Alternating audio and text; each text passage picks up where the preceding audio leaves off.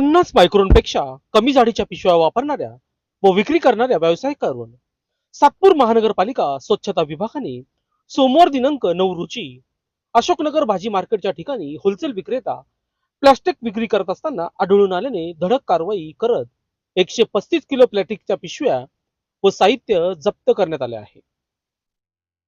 5,000 रुपये दंड करण्यात आला असून प्रतिबंधित प्लास्टिकमुळे पशु जनावरे यांच्या आरोग्यास धोका निर्माण होतो.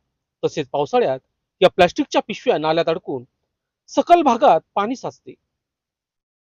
या प्लास्टिकचा कचरा नष्ट करण्यात शेकडो वर्ष लागत असल्याने मानवी जीवनाशी यामुळे धोका निर्माण होतात. नागरिकांनी या कारवाईचे स्वागत केले आहे.